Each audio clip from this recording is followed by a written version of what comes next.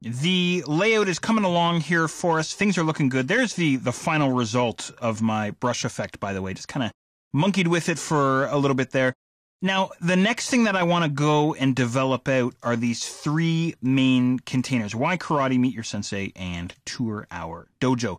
And what I'm going to try and do is, again, keep this as short and sweet as possible while at the same time showing you some pretty cool stuff. So what I'm going to do is I'm going to take our logo, which I had locked, if you'll recall, from the previous exercise. I got to go and unlock them now. So what I'll do is I'll head up to the object menu and then simply choose Unlock All. And there's your keyboard shortcut if you're interested. Okay, so there's the logo. So what I'm going to do is I'm going to take this logo and duplicate him out. And I'm basically going to use him to help us create these three additional pieces of text. So we're obviously going to start here with Why Karate. So there's our logo. We already know that we can double click on this guy to get into the group and start manipulating the individual text objects, right? Of course, we have the double stroke on the group as well. So I'm going to take this first object, double click on him, select everything in there and type in Y, something like that. And then I will take the second object, Karate, select all that. And we don't need to change anything because it already says Karate. But what I'll do is I'll throw on the question mark. There we go. That's what we're after. Okay. Now at this point, a little bit of scaling and positioning. And once again, this might take a little bit of fiddling on your part to kind of get things looking exactly the way you want. But of course, if you're not in too much of a rush, you can always fiddle around with this sort of thing. Maybe something like that looks kind of cool. Why Karate? What I try and do, by the way, is I try and fit words in where they seem to naturally want to go. So the word why just seems to naturally fit between the uppercase K and the T there. So I'm just trying to wiggle them in there. Or sometimes what I might do is come in here and instead of an uppercase W there, I'm trying to select that W there if it'll let me. There we go. Change it to a lowercase W, something like that, which would allow me to scale up the text just a little bit. But once again, you'll have to fiddle and play just a little bit and see what you can kind of come up with. That looks kind of cool to me. I kind of like that. Okay, so once again, what I'll do is I'll double click inside some white space to get me out of the group there.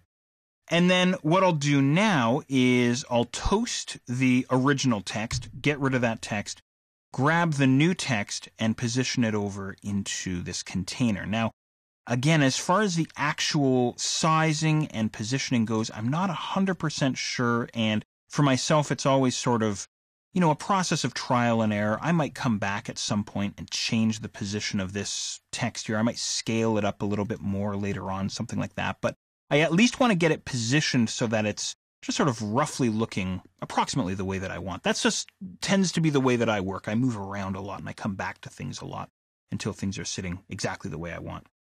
Okay, now last but not least, I want to throw on a drop shadow effect onto this text. So don't forget, we have a group here, right? So we've got the group selected.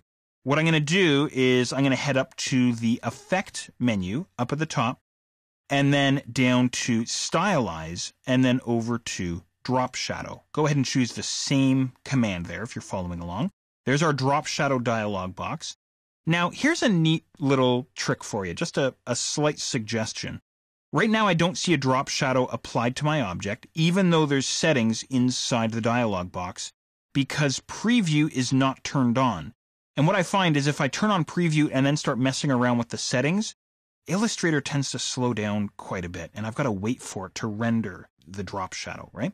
So instead, if I know the settings that I'm going to use, I throw them all into the dialog box first and then turn on preview. It's just a minor suggestion. You can take it or leave it.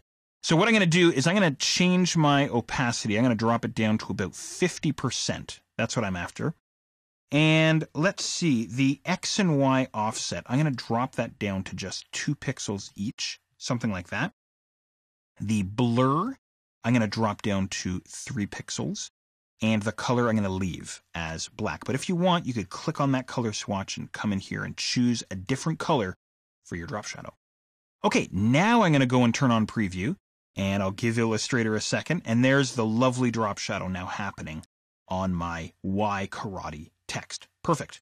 Okay, I'm going to go ahead and click on OK. Now, don't forget that drop shadow is now applied to the group. At any time, I can take my group, double-click on it, get back inside them, and make some changes. And of course, things are going to move around. For example, the drop shadow is going to follow the text, this sort of thing, right? So anyway, you can fiddle around to your heart's content there. Okay, so what I'm going to do now is I'm going to leave it up to you to go and apply this text formatting that we have here to our remaining two pieces of text, the Meet Your Sensei and Tour Our Dojo. And what I would suggest you do to keep things nice and fast, to speed things up, is to take this original Why Karate text here, take that guy, and duplicate him out, and then simply change the text to Meet Your Sensei, and then duplicate it out one more time, and Tour Our Dojo. And again, just look for natural places for the text to fall, for the words to fall, to help you arrange them out a little bit. I'll leave that up to you, and when I catch up with you, you'll see the result that I have.